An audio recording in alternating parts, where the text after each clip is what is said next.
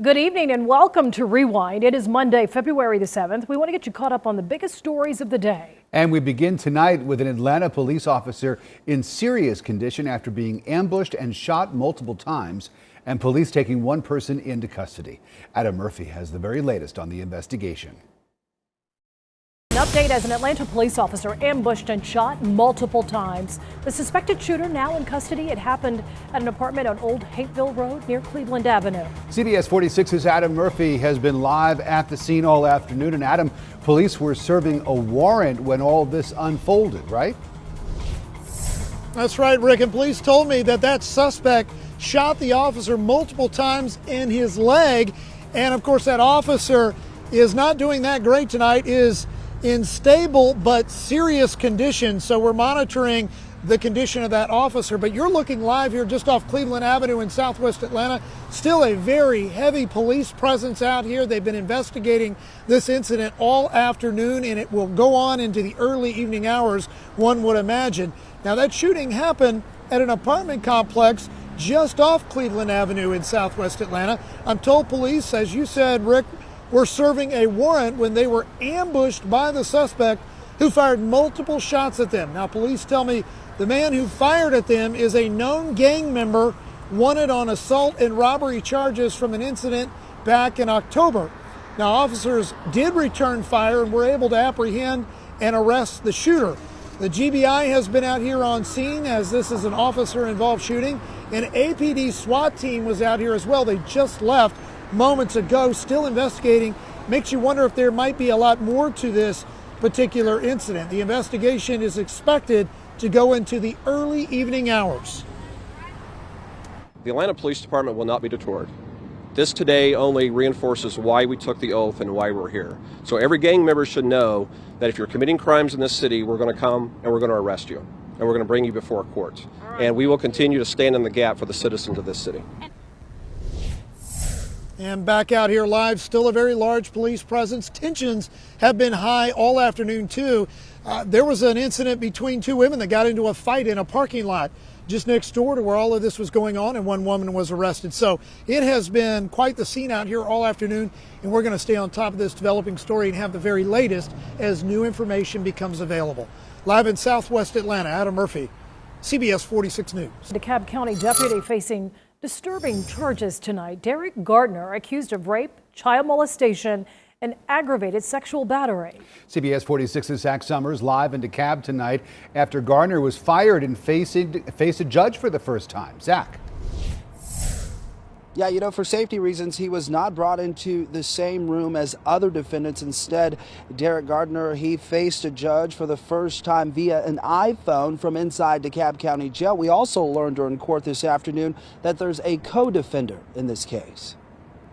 Mr. Gardner, you have two different warrant numbers. In his first court appearance before a judge, Derek Gardner's lawyer waived the formal reading of his client's charges. You do have 6 warrants. The now former DeKalb County Sheriff's deputy is facing a half-dozen charges, most of which are sex crimes, including rape, child molestation, and enticing a child for indecent reasons.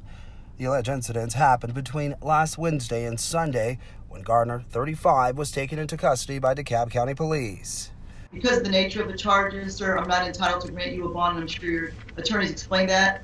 Your issues will have to be addressed through a superior court. Also facing the judge, 29-year-old Lucretia Brookins, charged with cruelty to children. According to the DeKalb County District Attorney's Office, Brookins knew about the alleged incidents but did nothing to stop it. Not only did the defendant not intervene to prevent the abuse, but actually allowed the defendant to, as she described it, give her a whooping for telling a lie, quote unquote. We stopped by the last known address listed for Gardner, but no one answered the door. The DA's office says Brookins has 4 children. All are now in the care of a family member. None of those children have made outcries at this time, but they are scheduled for forensic interviews in the upcoming days. A bond for Brookins was set at $7,500 with the understanding that she have no contact with her 4 children unless approved by a judge or the Division of Family and Children's Services. A preliminary hearing for both defendants has yet to be scheduled. We're live in Decatur. Zach Summers, CBS 46 News. Vernon Jones says he is dropping out of the race for governor in Georgia. Jones announcing today he is throwing his support behind David Perdue instead. Jones called Perdue, quote, a good man who loves our state and loves our country. Perdue is trying to unseat incumbent Republican Governor Brian Kemp in the May GOP primary. Jury selection officially underway in the federal hate crimes trial for these three men convicted of killing Ahmaud Arbery. Both sides began questioning potential jurors privately today at the courthouse in Brunswick. The judge asked 1,000 people from 43 Georgia counties to report. The panel will decide if Travis McMichael, Greg McMichael, and Roddy Bryan killed Arbery because he was black. All three men were sentenced to life in prison earlier this year following a state murder trial. Explosives were thrown into an Atlanta law firm. This is video showing the charred debris at the Arrington and Phillips law offices.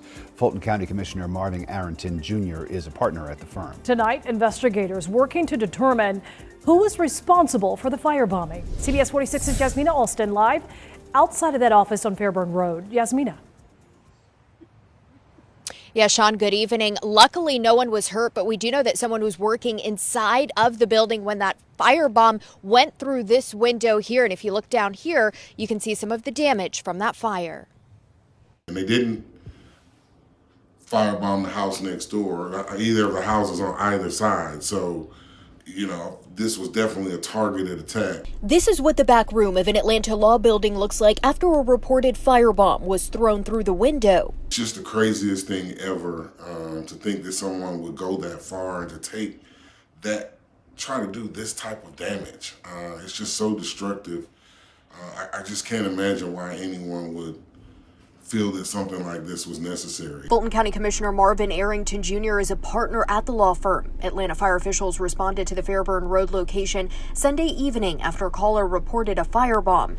Arrington says an employee was working inside and luckily was not hurt. Thankfully, someone was here in the office and able to respond quickly, to call 911 quickly, and to scare the person off to prevent them from burning the entire building. Arrington tells me there is no surveillance footage, but fire officials are continuing to investigate. We will not be deterred. We will not give up the fight for truth and justice.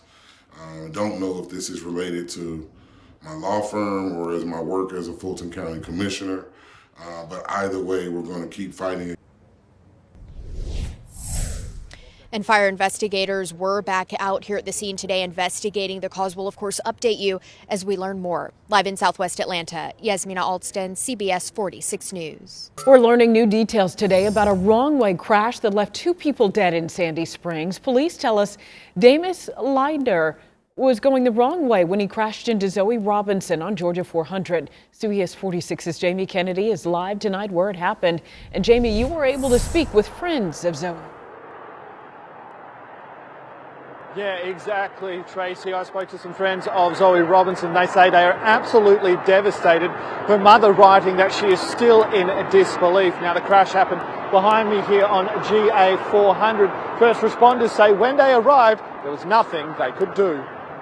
Police say they are still piecing together the horrific wrong-way driving crash that left 2 people dead on Georgia 400 just south of the Robertson Drive overpass. This is a very tragic incident. Every time we deal with the death, it's always a tragedy. In this case, we're dealing with 2 young people that lost their lives. Police say they received multiple 911 calls about a car traveling north in the southbound lanes. We got the call. Roswell police got the call.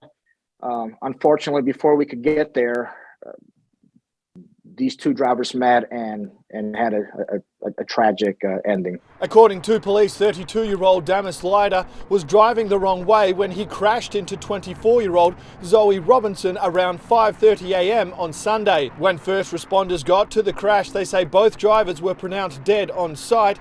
Since then, they say they've been working to piece together exactly what happened. We're working closely with the medical examiner's office. We are waiting for toxicology reports. Right now, it's too early to tell whether or not alcohol played a role or if it was a medical emergency that happened. Our investigators will also be putting together a timeline of where the driver was prior.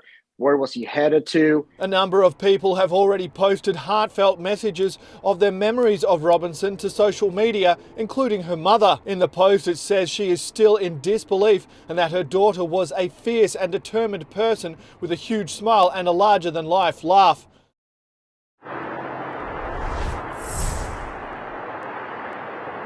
Now, police tell me that even with all those 911 calls, they're asking if anyone saw the crash or saw Lyda driving to please call them with any information. They also tell me that Robinson only lives around a mile away and she was only a few stops from arriving home. Live in Sandy Springs, Jamie Kennedy, CBS 46 News. Thanks for watching CBS 46 News. Watch us live wherever you are, our mobile and our streaming news app. You can also watch us on Roku, Apple TV, and Fire TV.